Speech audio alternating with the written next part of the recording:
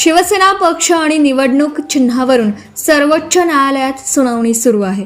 एकनाथ शिंदे यांच्या नेतृत्वाखालील आमदारांना अपात्र न ठरवण्याचा विधानसभा अध्यक्षांचा निर्णय आणि शिंदे गटालाच अधिकृत शिवसेना मानण्याच्या निर्णयाला उद्धव ठाकरे गटाने सर्वोच्च न्यायालयात आव्हान दिलं आहे.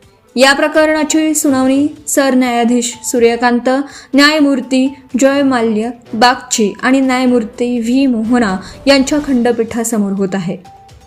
आजच्या सुनावणीत ठाकरे गटाचे ज्येष्ठ वकील कपिल सिब्बल यांनी 2018 मधील शिवसेनेच्या पक्ष घटनेचा मुद्दा जोरदारपणे मांडला. पक्षाच्या पदाधिकाऱ्यांमध्ये बदल झाल्यानंतर त्याची माहिती निवडणूक आयोगाला देणं कायद्यानुसार आवश्यक होतं आणि ते आम्ही केलं असा दावा सिब्बल यांनी केला आहे. सिब्बल म्हणाले की 2018 मध्ये पक्ष घटनेनुसार 12 उपनेते नामनिर्देशित करण्यात आले होते, तर 21 उपनेत्यांची निवड झाली होती.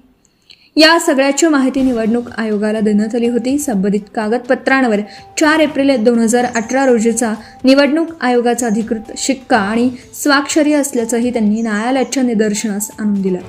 मात्र निवडणूक आयोगाकडून ही कागदपत्र नंतर तयार करण्यात आल्याचा दावा केला असल्याचं न्यायालयाने म्हटलं.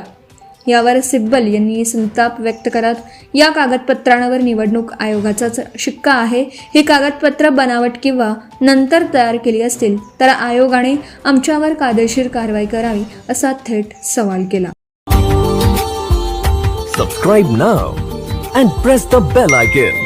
Never miss an update.